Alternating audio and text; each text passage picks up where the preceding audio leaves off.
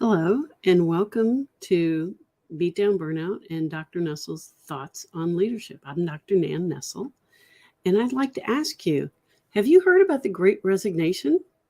Sure, most of us have by now.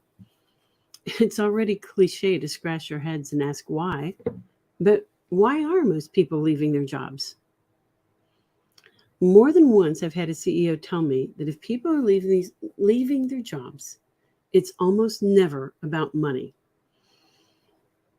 And that got me thinking, as an executive coach who specializes in burnout in healthcare, then what does that statement mean? How does that apply to healthcare and burnout? And so I went back to the basics. I went back to Dr. Masloch's 6 factors of burnout.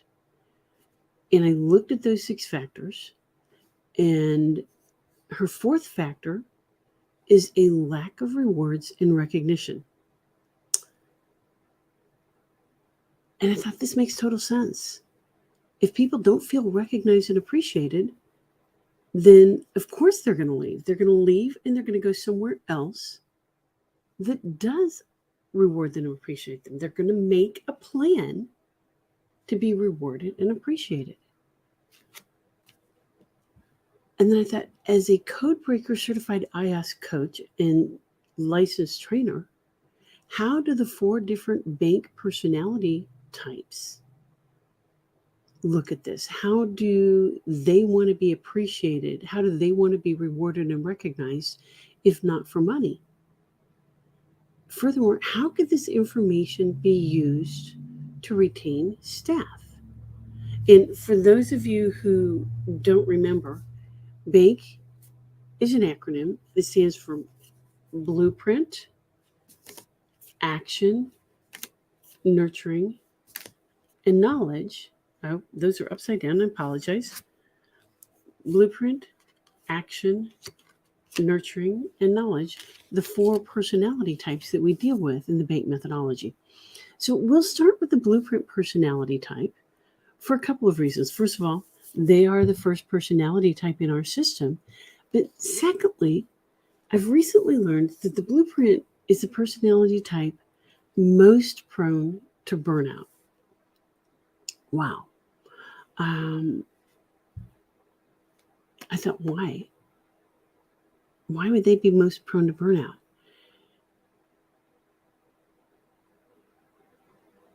Why would they be most prone to burnout? Well, blueprints value responsibility, duty, rules, credentials, titles, and processes. And because of this, they feel like they have to be perfect all the time and responsible for everyone and everything around them. They have to get it all right and get it all done all the time, which makes them more prone to burnout. Interesting. And recognition to someone like this often means getting the titles and the credentials for the job they're actually doing, rather than the job people think they're doing. Oh, because a lot of times they're doing way more than what most people actually see. So the words "well done" go a long way with the blueprint. Now, the action personality type, you're not going to get off that easily with the action personality type. They value attention, excitement, winning, and fun. So they want recognition that puts them center stage. Attention, attention, attention. They're going to want you to shower them with accolades every chance you get. They'll want their name on things like a parking space, their door to their office, or at least a placard on the desk. The more you can do this, the more likely they are to stay with your organization, because this excites them. This makes them feel like they're winning. And that's what they live for. All of these things are really important to that action personality type. And if you want them or need them to stay in your organization, that's the game that you're going to have to play with them. Now, the nurturing personality type deals in relationship currency much more than money. People matter more to them than finances. They also like things like personal growth, significance, teamwork, and community. Their sense of ethics and morality are also very high, but it's their significance, their emphasis on significance, that actually prompted me to do this video today. They want their life's work to be significant. They want to make a difference, a significant difference in the world. And they also want to be recognized for the change they're making in the world. So if they aren't being recognized for their significance, they'll go elsewhere. They know their value and they want to be recognized for it. Recognition for them comes in the form of acknowledging the team. But please, not a pizza party. We'll get to that in a bit. It also comes in the form of words of encouragement and words of kindness, acts of kindness, motivational posters and phrases, and other things that encourage personal growth, like helping them start a book club. Now, this leads us to the fourth and final personality type, the knowledge personality type. Now, the knowledge personality type values logic, self-mastery, expertise, competence, accuracy, and intelligence from childhood. They've always been the person with all the right answers, which puts incredible stress on them. They've always had to be right all the time.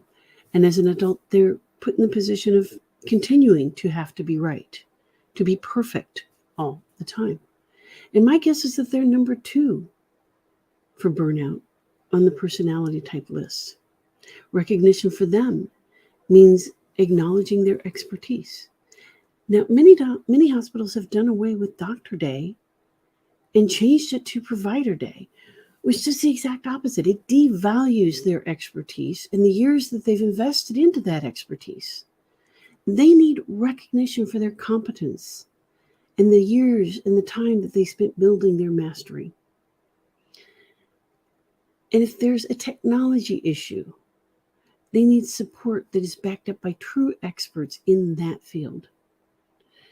They need to know that you have their back in that way. They also need to know that if there's a disagreement, it won't be based on opinion and innuendo, but on facts and science. And this is how you can reward the knowledge type and be supportive of them. Well, here's the thing.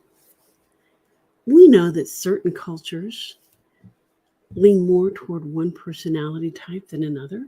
We know that Japan is more blueprint and Hawaii is more nurturing.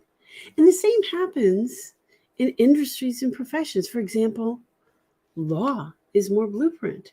Healthcare is more nurturing. So how does that tie in with what I've presented to you so far? What is our learning opportunity here? And what are your next steps? Well, I want you to remember, I said that the nurturing type wants to be recognized for their significance. This was the reason that I chose this topic today, which also happens to be Doctor's Day, right? Right now, everyone in healthcare is starving for recognition, starving to be recognized for their significance, from the CEO to the housekeeper and the security guard. They need words of kindness and encouragement. I know that seems obvious, but it's not being done, or at least not being done to the extent that it's needed. You cannot pour from an empty teapot. Another analogy is that of the bank account and the budget. Healthcare providers, staff members, all levels, we give and we give and we give based on a budget, and that budget's based on what we get back in return. And for the last 2 years, our budget hasn't been taking in enough to refill our bank accounts. And so we've been continuing to give out. We've given out way more than what we budgeted for, and we haven't been getting back in even the usual amounts. So our hearts and our souls are bankrupt.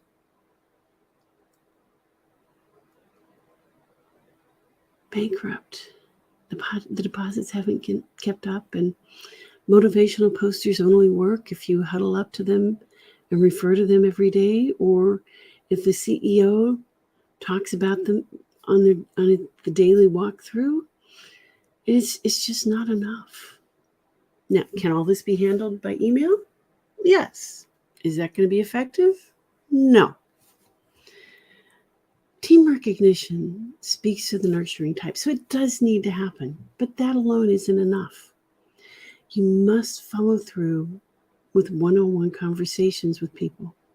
You don't have to be the CEO or an administrator of any type to do this. Anyone can step up and be a leader and take the time to talk to people and encourage them and ask how they're doing and make sure they're okay. But you also need to have rewards that are specific to each personality type, as I outlined previously. Food is a great motivator as well as a team activity and a community builder. But we are healthcare. If we're going to give food, let's make it healthy.